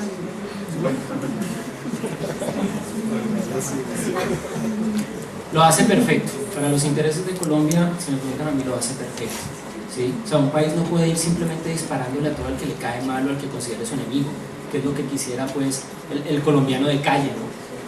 Es que Timochenko está en Venezuela, bombardeamos Caracas. No se puede, no se puede. Son escenarios que no se pueden manejar. Colombia reacciona calmadamente, ¿sí? Le preguntan incluso al presidente Santos, un periódico ecuatoriano, oiga, ¿y si Correa no va o qué piensa de Correa? Pues hombre, me gustaría que viniera, pero si no viene, hay que respetar su decisión. ¿Bien? O sea, como que sí, pero si no, pues muy decente, muy respetuoso de la posición ecuatoriana. Pero esa misma semana viene Evo Morales, entonces lo ultimamos acá, le decimos, bueno, ¿qué va a hacer? El tipo dice públicamente en Bogotá, Colombia, Boy ya por prensa dijo su cancillería que de pronto no venía, ¿cierto? Quién sabe qué diplomacia pues también ejerció Ecuador, o sea, cómo se están moviendo las fichas ahí, pero el mismo Chávez pues sale a decir que sí viene, ¿no? Que hablaron Santos y Chávez, eso solo lo sabrán Santos y Chávez, ¿sí? Pero por supuesto hay tantos temas entre ambos países desde siempre, y ahorita pues más, que pudieron haber hablado de mil cosas, desde FARC, proceso de paz, Cumbre de las Américas, Cuba, ¿cierto? Futuro del continente, etc. Porque si ustedes miran lo que ha ocurrido en Colombia en torno a América Latina, teníamos un equilibrio de poder, ¿sí? Que en algún momento fue cooptado o empezó a concentrarse en torno a Venezuela, a la figura venezolana, ¿sí? Un Venezuela que coge fuerza y que intenta mover a los demás países del continente en torno a una idea, en torno a un proyecto, ¿sí? Pero países que se empiezan a dar cuenta que perderían más siguiendo esa posición que asumiendo su propia agenda, como Brasil. Entonces, de esa inicial amistad hace 10, 12 años entre Chávez y Lula, pues empieza a no quedar nada para el final del segundo gobierno del presidente Lula. ¿Sí? Y Brasil salta a ser una potencia internacional, ¿cierto? Kirchner, se muere pues el Kirchner y queda Fernández de Kirchner, pero la presidenta Fernández, como les digo, está atendiendo problemas internos más complejos y ya brinca a Inglaterra, que lo que menos pues le interesa es lo que diga Chávez o no diga Chávez. Cae pues Michelle Bachelet, que siempre lo miró pues con reserva de todas formas, ¿sí?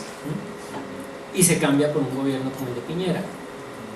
Piñera no le juega al liderazgo venezolano, ¿sí? Y el único pues que queda es Correa, Evo y Nicaragua, Daniel Ortega, ¿sí?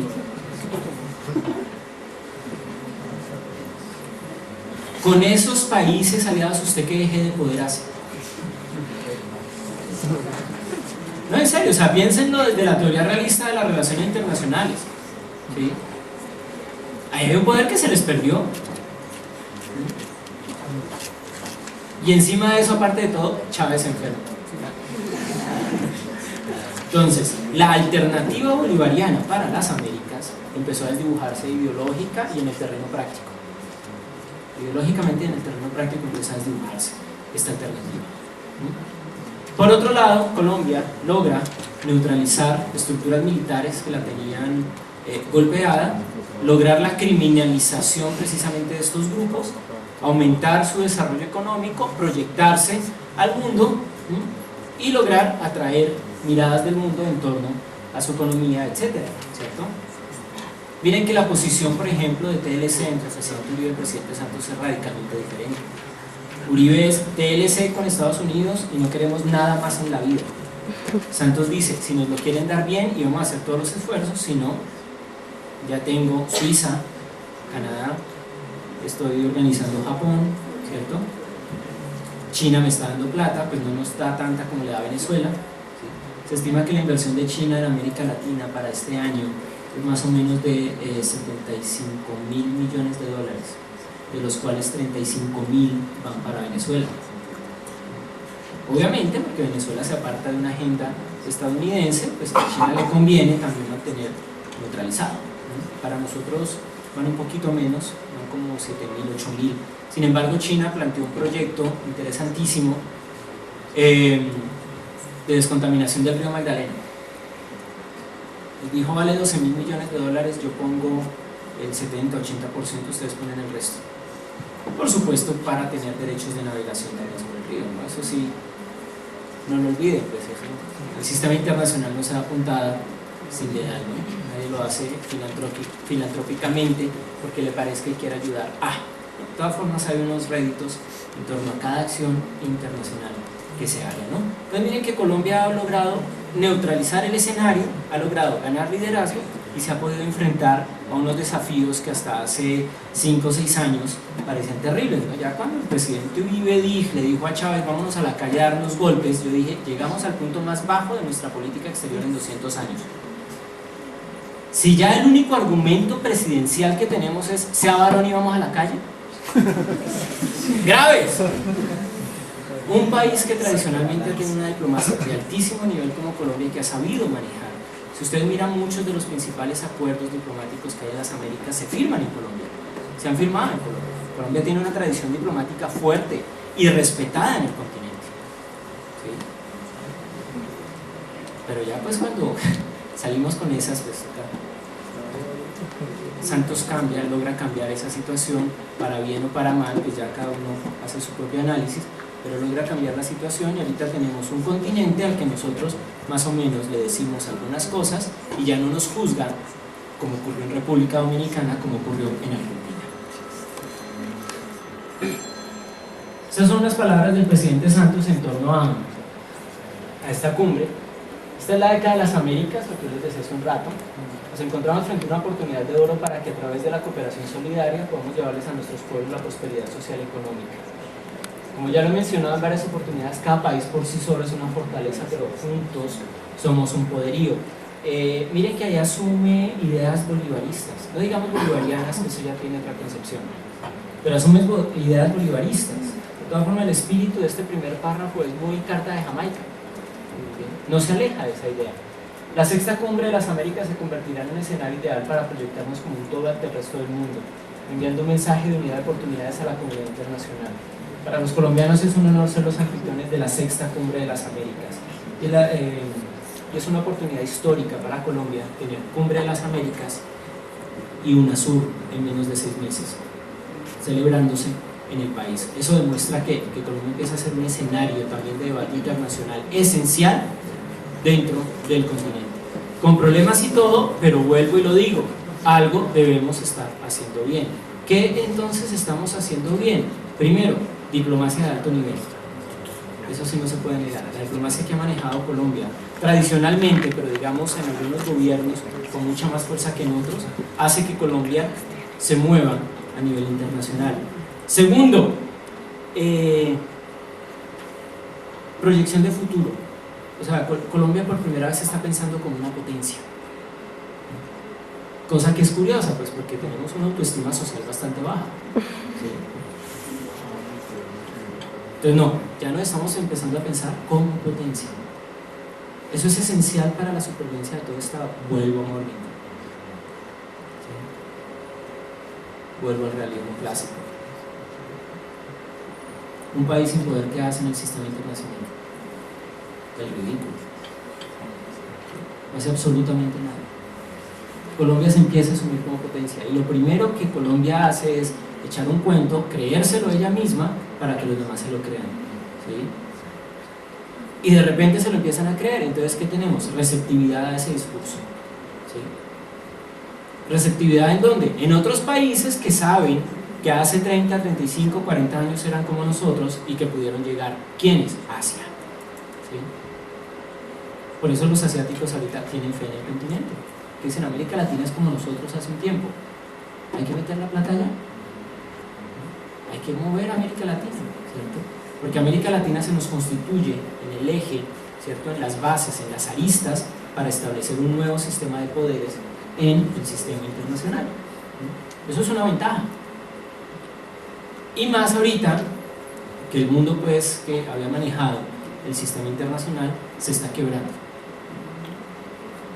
Se está quebrando, tiene problemas serios, problemas internos serios, problemas de política exterior serios, y empieza a tener unos resquebrajamientos que hacen que le sea complicado seguir manejando el poder de la misma manera, ¿cierto? El presidente Obama estuvo de buenas en estas elecciones en que los candidatos republicanos son más malos. Por eso existe una alta posibilidad de que el presidente Obama se reelija. Pero Estados Unidos no puede seguir manejando el escenario internacional como lo estaba manejando en los tiempos de Guerra Fría. Ese fue el error del presidente Bush. No entendió el nuevo contexto y respondió exactamente como respondió el presidente Roosevelt al ataque de Pearl Harbor en el 41. Exactamente igual. Sin entender ni primero el enemigo, segundo, no entendió pues el contexto internacional. Y por el otro lado tenemos países que se van levantando, ¿no? Entonces miren que es una mezcla lo que está ocurriendo ahorita en torno a todo esto, ¿cierto? Lo que he intentado es mostrarles nuevas variables, escenarios que no se estudian tradicionalmente en torno a lo que es la institución de la cumbre, pero todo eso está en juego. y por eso para Colombia es tan esencial, porque esta cumbre, más que una cumbre donde venimos a debatir temas del continente, ¿cierto?, es una vitrina internacional mucho más fuerte para Colombia que lo que ya ha tenido tradicionalmente. Esto y UNASUR van a ser claves en muchos procesos internos que va a tener Colombia de aquí a que se acabe el gobierno Santos, en 2 o en 6 años. Eso ya depende del éxito de todo esto. Gracias.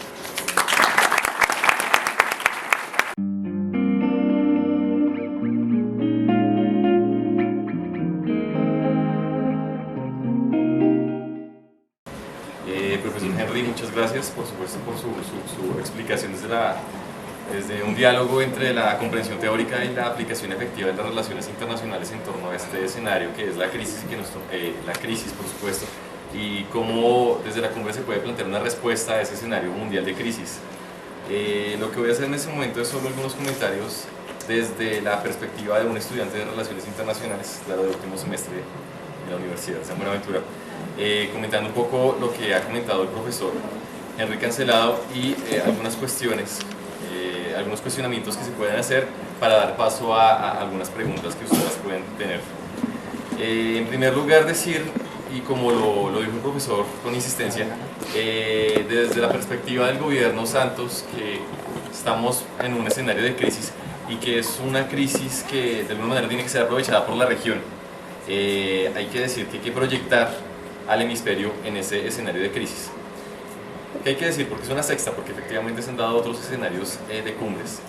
La primera fue en el 94 en Miami, la segunda en Cruz de la Sierra en Bolivia en 1996, Santiago de Chile fue la tercera cumbre del 98, Mar del Plata en el 2005, una que tuvo la particularidad de que en lugar de ser un escenario para el acercamiento entre toda América, resultó ser, insisto, un escenario de discusión y casi que un agarrón, si me permiten la palabra, entre la presidenta de Argentina y el presidente Bush. La última, la de Puerto España en Trinidad y Tobago en 2009, que se proyectó como un escenario de cómo va a estar América, cómo tiene que proyectarse América como un todo frente al escenario de crisis. Y bueno, la proyección que se hace en este momento, vamos a ver qué va a pasar finalmente con esos escenarios y los documentos que el profesor mencionó. Hay que decir una particularidad, Cumbre de las Américas, enmarcada por supuesto en la Organización de Estados Americanos, pero que no representa estrictamente lo que es o las acciones de la OEA. Necesariamente hay que resaltar, y de esas 6 cumbres que se han generado, se han emanado aproximadamente 1.200 mandatos o proyecciones con un carácter de consejo a las economías que no se han cumplido, y que entre ese escenario de 2009 a 2012, por supuesto, la comprensión del multilateralismo en América Latina y en América como un todo ha cambiado necesariamente. Hay que tomar eso como una nueva proyección para cambiar la realidad de las cumbres. Algunos comentarios. El profesor mencionaba, y desde la perspectiva oficial que menciona el presidente Santos, la necesidad de proyectar al país y a la región como un conjunto de potencias o nuevas potencias. Desde una perspectiva teórica emanada de German Institute of Global and Area Studies, GIGA, y particularmente del profesor Detlef Nold, habría que decir que si hay potencias acá, la única es Brasil.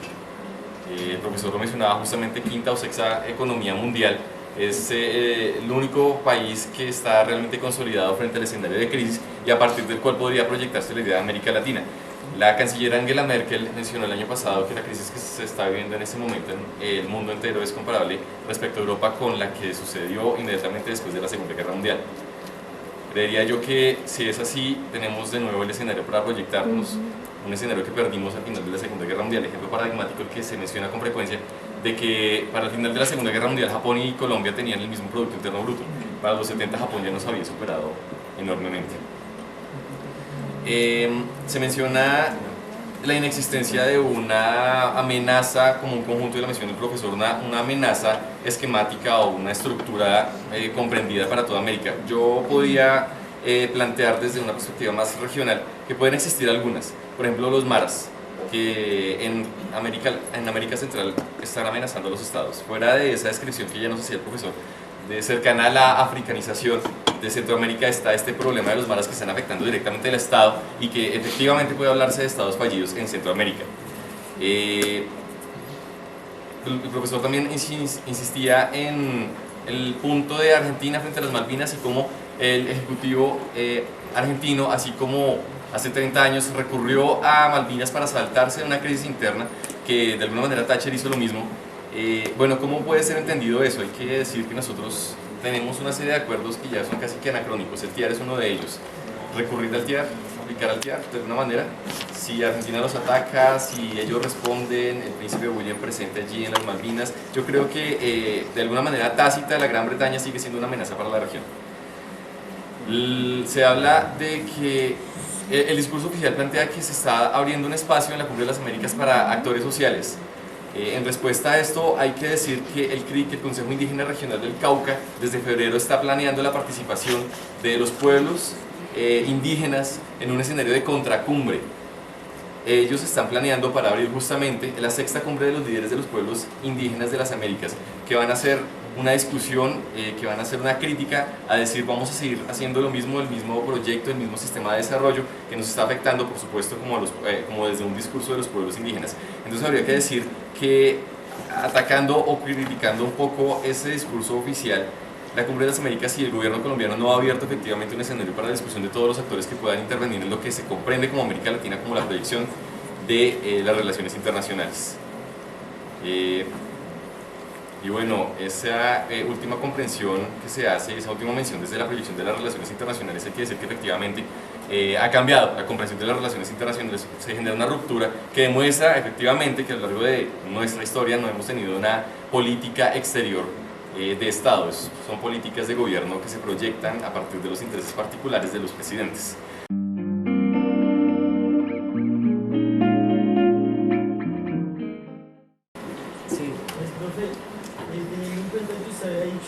Colombia ha tomado un rol importante en las relaciones exteriores del país y que ha hecho muy buena diplomacia y muy buena, bueno, ha sido muy buena en esta parte porque tenemos de embajador a José Gabriel en México.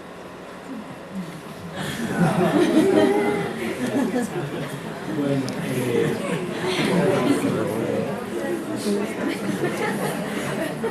es una buena pregunta. ¿Y sabe qué es lo peor? Que ha sido uno de los mejores embajadores en México. ¿Sí? No, ahí hay un problema que sí se ha debatido mucho dentro del Estado colombiano, y es la profesionalización de nuestra carrera diplomática. El ideal de todo país en América Latina es llegar al cuerpo diplomático brasilero, por ejemplo, que son brasilero, ¿qué otros cuerpos diplomáticos profesionales hay? El gringo, estadounidense, Japón, Taiwán, China. Son funcionarios de carrera que se van formando en estos temas, ¿cierto? Es como formar un militar, pues desde que es cadete hasta que llega a general, y entonces conoce su oficio. Lastimosamente nuestra práctica política pues hace que estos cargos, sobre todo el de embajador, en algún momento sea pues para pagar estos favores políticos que se van adquiriendo durante las campañas, ¿no?, presidenciales. Entonces se juega pues también estos cuadros. No todos los embajadores son de ese estilo, digamos hay embajadores también de carrera, pero también vale la pena decir que hay embajadores políticos que lo hicieron muy bien. Por ejemplo, Luis Alberto Moreno en Estados Unidos lo hizo también, que el presidente Uribe decidió dejarlo, y lo hizo también que después es presidente del BID. Entonces es un poco por eso. La respuesta concreta es porque no hay una profesionalización del cuerpo diplomático en Colombia. Entonces cogemos a los José Gabriel que existen en Colombia, los mandamos ahora. Me parece que José Gabriel no es el caso más dramático. Tuvimos el ex gobernador del Cauca, Chao Mosquera. La Holanda lo devolvió porque tenía problemas de conformación de grupos paramilitares. Dijo, yo no lo recibo ni siquiera. ¿Sí? Entonces, si Uribe quería mandar a otro de sus amigos a cubrirlo a nivel de embajadas, le dijeron, no señor, con nosotros no es. ¿Qué pasó ahorita con el de Perú? Isbar Martelo llegó antes de ayer también. O sea, que lleguen a arrestarlo a un embajador en el otro país y ven y lo traen acá, durísimo, me parece a mí. Entonces, es un poco eso, la dinámica entre lo político y lo profesional de la carrera diplomática. Pero también tenemos embajadores de carrera que lo han hecho muy bien en muchos escenarios. Rusia, por ejemplo, tiene buenos embajadores de carrera, y ahorita Rusia no nos pide visas, por ejemplo, para ir.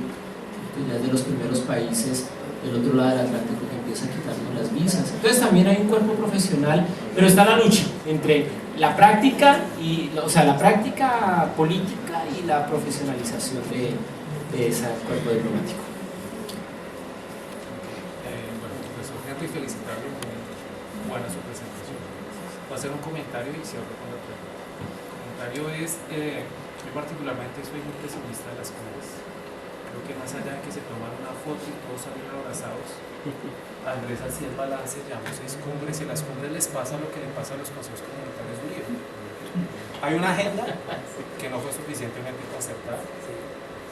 En 2 días no se resuelven los problemas de una región.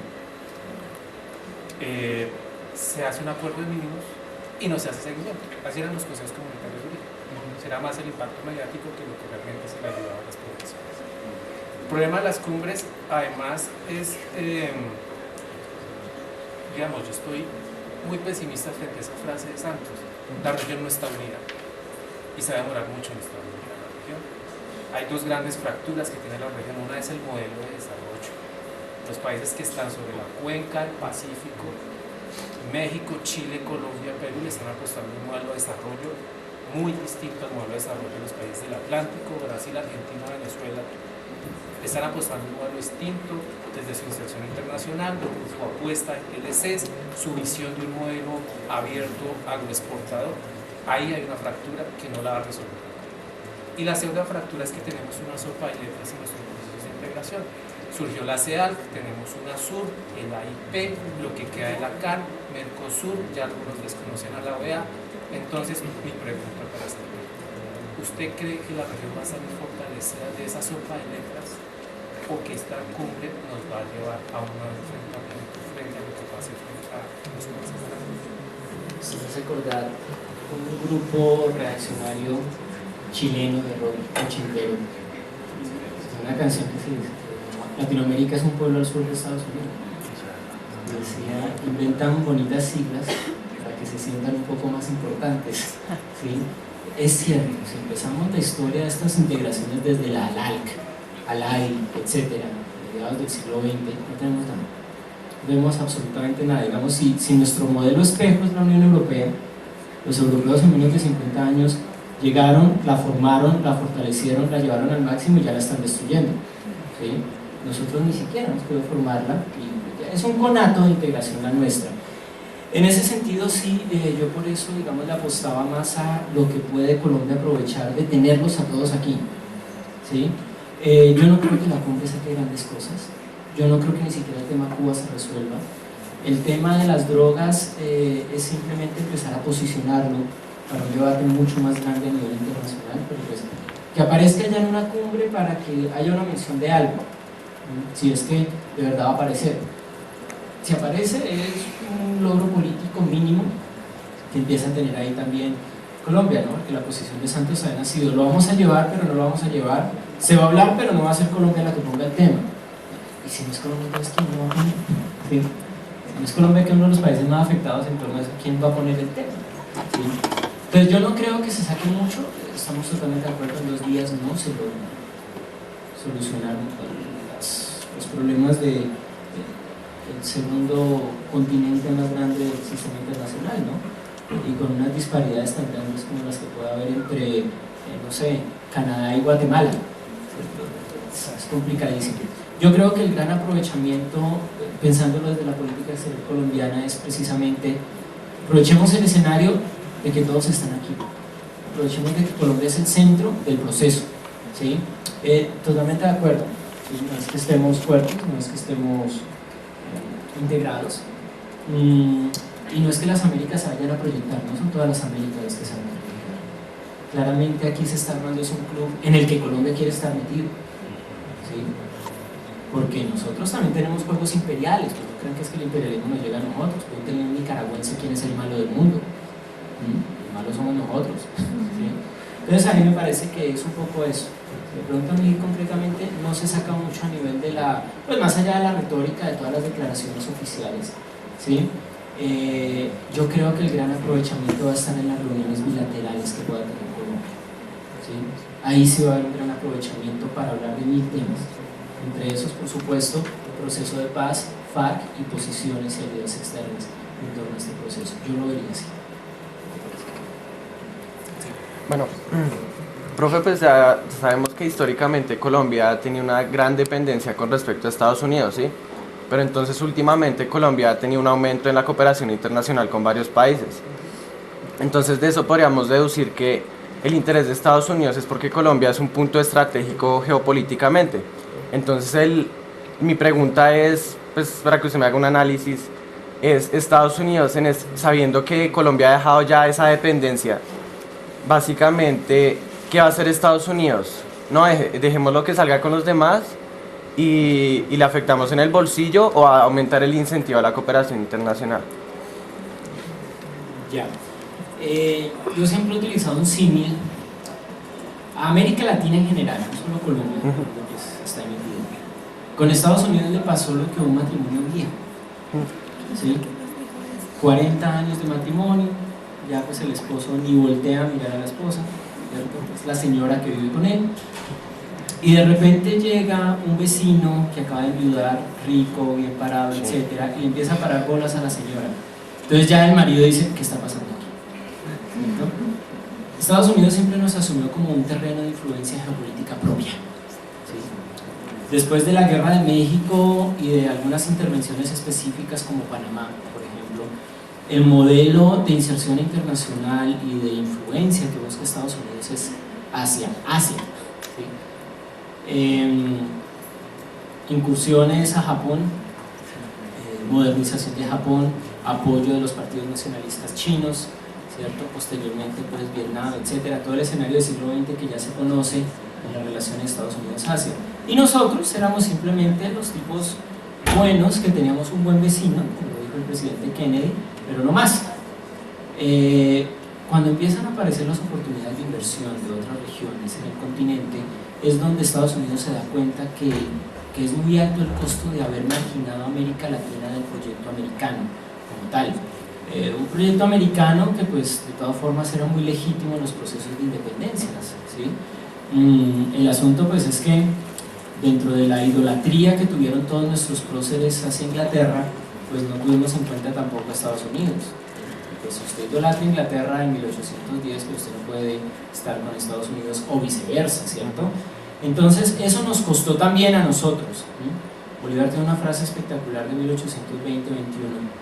Estados Unidos parece destinado por la divina providencia a expandir el hambre y la miseria en América Latina en nombre de la libertad, dice Bolívar. Claro, ¿por qué? Pues porque ya Inglaterra nos había prestado toda la plata, todas las tropas, todos los barcos para luchar contra España. Entonces, ¿cómo le íbamos a decir? No, ahora me voy con el otro, ¿cierto? Era muy difícil, a pesar de que hubo intentos de integración diplomática por parte de presidentes como Quincy Adams y James Monroe en esa misma década sobre Colombia, que Colombia para ese momento era una potencia militar bastante fuerte. El Congreso de Colombia le da permiso al ejército colombiano de por 5 países luchando en contra del Imperio Español, ¿sí? Entonces, los gringos se dan cuenta de esto, vamos a hablar, los países en América dicen que no, después viene el problema con México, toda América Latina va en torno a México, después Panamá, gran golpe pues también a Colombia, y pues Marco Fidel Suárez nos termina de enterrar con su Respice Polum, y ahí nos mantuvimos, ¿cierto? No hubo tampoco grandes avances, o sea, tampoco es que haya un imperialismo desmedido yanqui sobre, no. Si miramos lo que es el imperialismo, por ejemplo, inglés en el Medio Oriente, en el sudeste asiático, el imperialismo francés en África, realmente nosotros no hemos sufrido un imperialismo gringo, además porque tampoco es el modelo imperial de los Estados Unidos, no es ese colonialismo europeo, es más un principio de influencia y de disuasión a nivel geopolítico, más que cualquier otra cosa, y nos creyeron asegurados. Más allá pues de 2 o 3 tipos que quieren dárselas de libertarios, los cuales acallaban a punta de golpes de Estado, ¿cierto? En los años 60 decían que Estados Unidos no tenía golpes de Estado porque allá no había embajada gringa, ¿cierto? Todo el mundo sabía que los golpes de Estado salían preparados de la embajada gringa, y después los documentos desclasificados de la CIA en torno a Chile nos confirman lo que ya todo el mundo sospechaba. Eso le está costando a Obama, sobre todo le cuesta mucho a los demócratas, que los demócratas son los más duros con América Latina, los republicanos no tanto. presidentes como Bush fueron cercanos a Colombia, fueron cercanos a América Latina. Si acaso el gran demócrata amigo de América Latina fue Bill Clinton, y más que de América Latina, de Colombia, ¿sí? De resto, los demócratas son durísimos, son muy cuestionadores de la situación de derechos humanos, como Jimmy Carter, por ejemplo. Kennedy pues vino, ya fundó el barrio Kennedy en Bogotá y volvió a irse. Sí, pero me cortó la cita en los años 60 y no pasó a mayores, no pasó nada más. China sí llega con propuestas claras, Alemania llega con propuestas claras y Rusia llega con propuestas claras. Ahí es donde llega el vecino, ¿cierto? A decirle a la esposa, bueno, usted vive aburrida con ese tipo, ¿qué vamos a hacer? La pregunta es, ¿Estados Unidos tiene la capacidad ahorita de poder recomponer su posición de política exterior frente a América Latina, abandonando un poco el tinte militarista que siempre ha tenido, porque obviamente lo que existe en Estados Unidos son bases, radares, ¿cierto? Flotas en torno a América Latina? Yo pensaría que Obama tiene una capacidad ahorita de recomponer esa situación a partir de la Cumbre de las Américas. Por eso, y un poco con lo que usted me preguntaba ahorita, lo que va a importar en la cumbre son las reuniones bilaterales. Obama se queda después de la cumbre. ¿A qué se queda Obama? En año electoral. O sea, en Estados Unidos en año electoral todavía hay que pensarlo en torno al año electoral. Tiene problemas de migración ilegal, tiene estados que se le están volviendo de ultraderecha en torno a la migración, etc. Arizona, Texas, con sus leyes, pues aún y todas estas leyes que incluso autorizan a cazar a los ilegales que usted vea, ¿cierto? Lo ve por ahí, lo dispara, pues como fue un venado en temporada. Yo creo que puede recomponerlo ahorita a partir de la cumbre, va a hablar muchas cosas, pero es un continente que ciertamente ya se le zafó a Estados Unidos. ¿De qué depende de que el continente siga zafado? Ni siquiera del continente, de que el nuevo vecino se porte bien con nosotros, porque donde se porte mal, volvemos. ¿Sí? Donde el nuevo vecino se porte mal, volvemos. No va a depender de nosotros, porque nosotros estamos buscando socios estratégicos que nos ayuden a llegar al mundo. El que primero diga yo le ayudo, ese es, ¿cierto? Y si no es China, puede pasar a ser una Alemania, si no es una Alemania puede pasar a ser una Rusia, ¿cierto? No necesariamente tienen que ser países ricos, ¿sí? Simplemente gente que quiera venir a ayudar a nivel de desarrollo, a nivel de armamento, a nivel de investigación científica, que es lo que buscan estos países, básicamente, y de explotación económica, por supuesto, ¿sí? Y ciertamente, por ejemplo, ahorita en los republicanos que tenemos ahorita, ninguno está pensando en eso. De las respuestas pues, que uno le ha visto hasta ahora en los debates, a pesar de que hay mucho latino republicano, no entiendo por qué, en Estados Unidos. ¿Listo? Bueno, buenos días, mi nombre es José. Llegado el caso hipotético que los países del Grupo ALBA, en especial, pues no sé, Venezuela y Ecuador, no vinieran a la cumbre, ¿cuál sería la posibilidad de unas rupturas diplomáticas otra vez colombo-ecuatorianas y colombo-venezolanas? Ninguna. Colombia no es mucho de esa práctica. Ni siquiera Uribe, que ahorita por Twitter es tan bravo, lo hizo. Cuando tuvimos el problema con Ecuador, la ministra canciller Noguera, ¿sí? le descubrieron una frase buenísima que dijo, pues bajémosles la cuchilla. Colombia exporta gran cantidad de energía a Ecuador, o sea, si queremos arreglar el problema con Ecuador, bajémosles la cuchilla. Analdex dijo, hombre, pilas con las relaciones con Ecuador, eso es importante, etcétera, etcétera. Y entonces el presidente Uribe se detuvo en toda una ofensiva diplomática que había en torno también a Ecuador. Ustedes miran, el tema se va desinflando y el gobierno colombiano lo deja así. Por eso es curioso pues, que ahorita le pida a Santos que vayamos pues, a invadir Venezuela, cuando uno sabe qué pasó con Ecuador, ¿sí?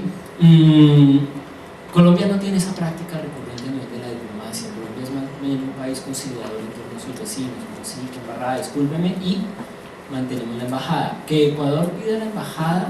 No, porque Correa, a pesar de algunas intenciones políticas que pueda tener, que como les digo no son claras, también ha dicho el problema es simplemente Cuba, el problema es una reacción contra Estados Unidos, no contra Colombia. Entonces no habría, digamos, esa sensación, y como les digo, Chávez los tiene locos. ¿A qué está jugando con Colombia? No sabemos, ¿sí? Entonces, a tu pregunta concreta, hombre, yo te diría, no hay ninguna posibilidad ahorita de ruptura de relaciones diplomáticas. Bueno, pues mi pregunta es ahora el papel de los países europeos en el continente americano Sí. y puntualmente la relación de Gran Bretaña con Latinoamérica, especialmente por todo ese problema de las Malvinas y esto. ¿Cómo va a afectar no ya tanto a Argentina, sino al resto de la concepción de los restos de los países de Latinoamérica, la concepción de las relaciones con Gran Bretaña? Sí, listo. Yo siempre he creído que si hay un país que va a salir hay dos países europeos que van a salir muy bien parados de esta crisis, son Alemania e Inglaterra. ¿Sí? Alemania porque es un país que ha arrastrado la crisis y hubo una declaración del canciller alemán en Perú cuando vino a visitar hace un tiempo, este año, al continente, dijo: queremos un TLC comprendido con Colombia. Un país que se asuma en una crisis tan profunda como la que dicen ellos que tienen, no está buscando TLCs a menos que busque un impulso exportador, pero para una industria que sigue produciendo. Usted no va a buscar un TLC para no exportar nada, ¿sí? Por un lado.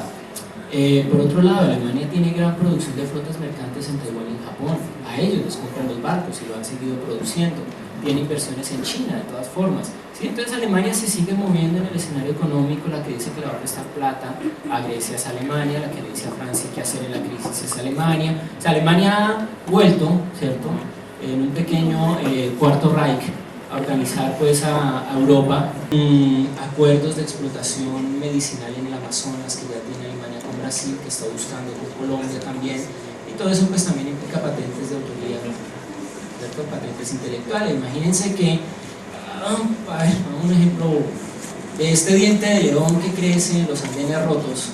Alemania descubre y sintetiza una vacuna al cáncer. ¿Quién se queda con eso? ¿Nosotros en nuestros andenes rotos o Alemania con la patente intelectual del asunto? Por supuesto va a ser Alemania con sus grandes farmacéuticas. Y la otra pues es Inglaterra. Inglaterra estaba muy callada de la crisis. Inglaterra no se ha movido mucho en esta crisis. Manda al príncipe William a Malvinas, pues a ver qué se puede hacer por allá en Malvinas, pero tampoco le ha parado mucha atención a eso, ¿no? Más allá de unas declaraciones del primer ministro donde dijo que Argentina era un país imperialista. Curioso, ¿no? Que un país que se llamaba Imperio Británico diga que el otro es imperialista, y que todavía mantenga una Commonwealth con sus países y haga copas de rugby y toda la vaina, digan que el otro es un país imperialista. Pero más allá de eso no ha pasado. Inglaterra está muy desdibujada en el escenario internacional, tanto pues que ya hay economías que la han sobrepasado como Brasil. Yo creo que ese fue el último gran golpe de Inglaterra, que Brasil ya es una economía más grande que la inglesa. Que vaya a pasar en sus relaciones con América Latina en el futuro cercano no se ve mucho. Es más, ya estaba siendo muy bloqueada, ¿no? Ayer, no recuerdo la noticia bien, Perú o Chile le prohibieron un puerto, le quitaron un puerto a un barco militar inglés en solidaridad con Argentina. Y pues, ¿qué va a hacer Inglaterra? ¿Bombardear este país? No lo puede hacer, ¿no?